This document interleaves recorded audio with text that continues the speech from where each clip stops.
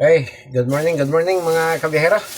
Tayo po ay bumili ng kaunting liempo at tayo po ay magsisigang. Ayan, galing po tayo doon sa Talipapa kanina at bumili po tayo ng para sa ating ulam sa pananghalian mga kabihero.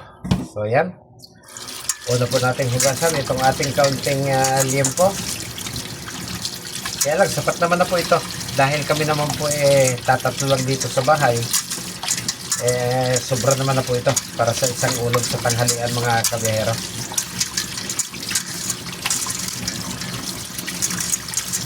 Ayan, hugasan lang po natin mabuti at pagkatapos yan naman pong mga gulay na pansahog at ricado ang ating pong susunod na gagawin.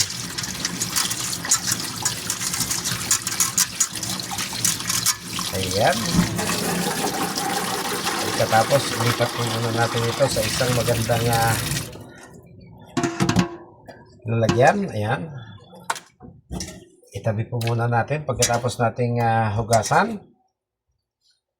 Ayan, at isusunod naman po natin ay itong ating biniling kangkong. Ayan, the more na mas maraming sahog na gulay, mas mabuti. Mas masarap. Ayan, maganda naman po yung nabili nating dahon ng kangkong.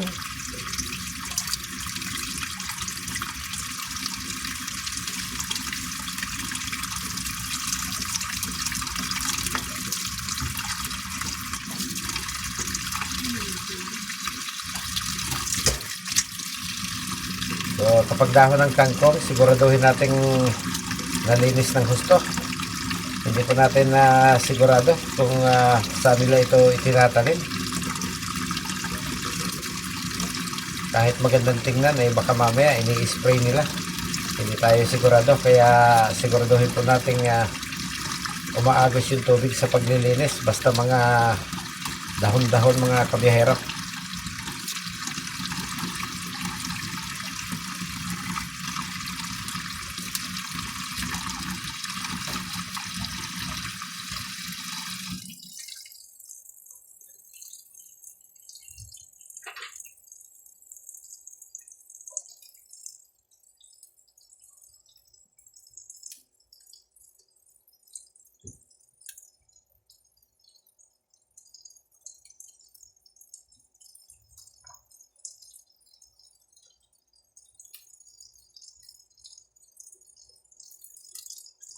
Okay. Pero di po tayo ditong biniling isang pirasong talong. Ayan.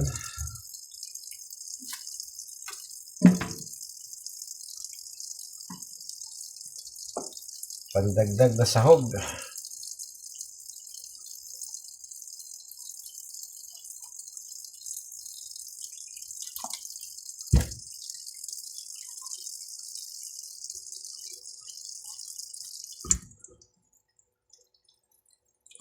Yan, pagtatlohin natin. Meron din tayo ditong biniling ilang pirasong okra. 2 piraso. Tanggalin natin yung mga dulo.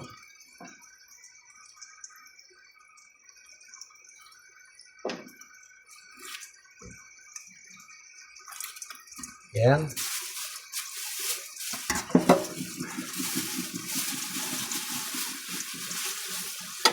Pero di po tayo biniling 2 pirasong kamatis. Budget na budget.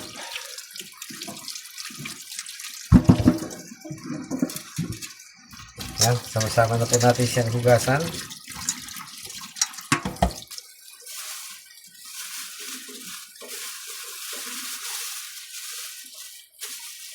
Meron din tayong 2 siling green.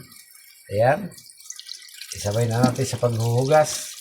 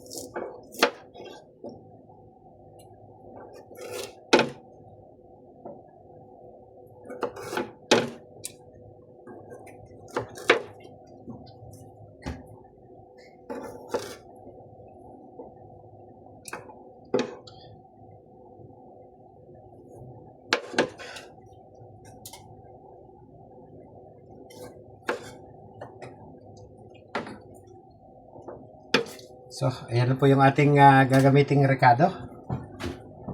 4 cubes, seasoning, sinigang sa gabi, at paminta siling green mga kabihero. So, hindi po tayo magbabawang, hindi po tayo magluluya. Ayan. Malinis na rin po yung ating mga gulay na isasahog. At magsisimula na po tayo.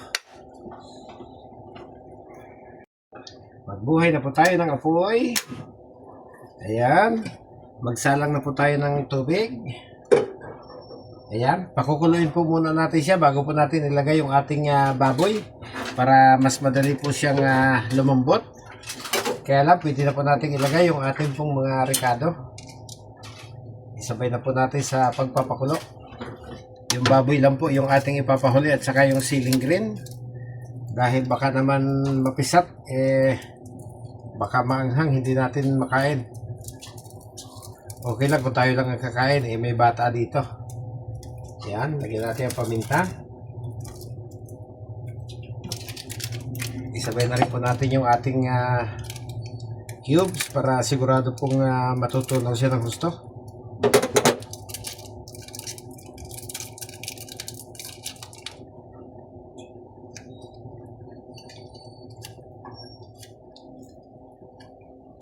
Ayan. Lagyan na rin po natin siya ng kaunting asin.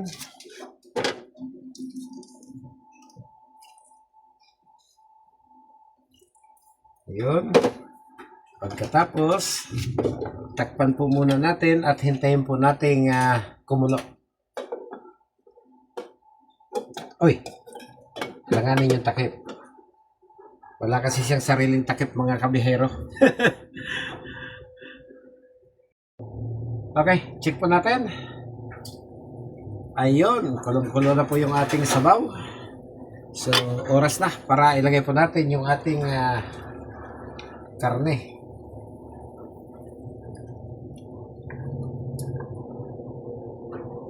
Ayun. Mas madali po kasing lumambot kapag kulong-kulo na yung tubig bago natin ilagay yung ating karne, mga kabihero. Kasi doon sa isinasabay po natin sa pagpapakulo. So ngayon, pag gumulo po ulit ng isa pa na nandoon na yung karne sa loob, ay magbabawas na po tayo ng lakas ng apoy mga kabihero. Ayan, takpan po ulit natin.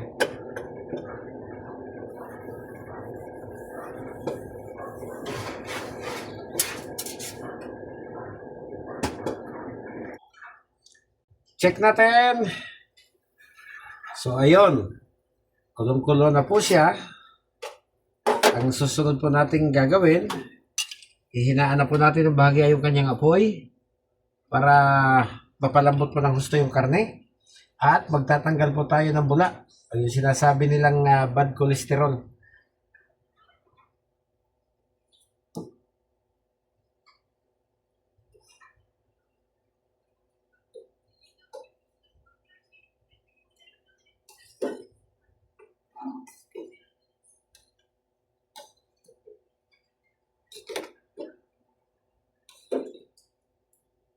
So, ayan, natanggal na po natin yung kanyang bula. Tatakpan po ulit natin. Pinahina na po natin yung apoy. Huwag lang natin isasarang mabuti para manatili po siyang mayroong singaw. Hindi umapaw yung ating pinaglulutuan. Okay, check tayo guys. Ayun. Ang sarap na ng kanyang kulay. So, maglalagay na po tayo ng ating sinigang mix. Sinigang sa gabi.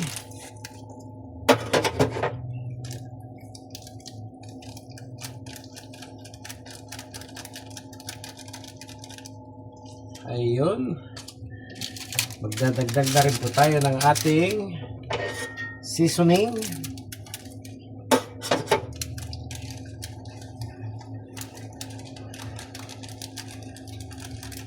Ayun. Pagkatapos, ilalagay na po natin yung ating siling green.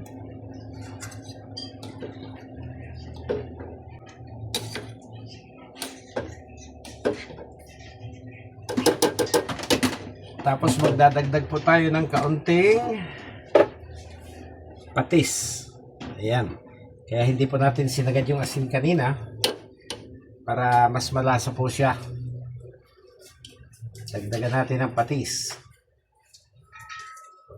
Ayun. Dagdag pampalasa.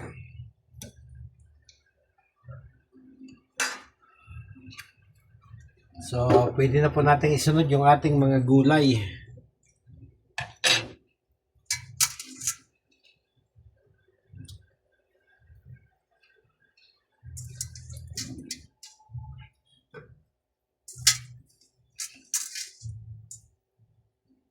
Di mo na maraming gulay, mas masarap.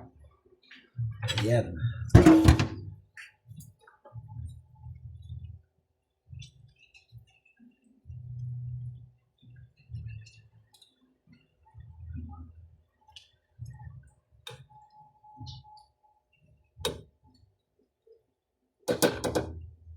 Pagkatapos, tatakpan po ulit natin. Hintayin natin maluto ng husto bago natin siguraduhin yung timpla kung okay na ba. Ulit tayo. Baka okay na. Ayun, napakasarap na po ng hitsura mga kabiyahero.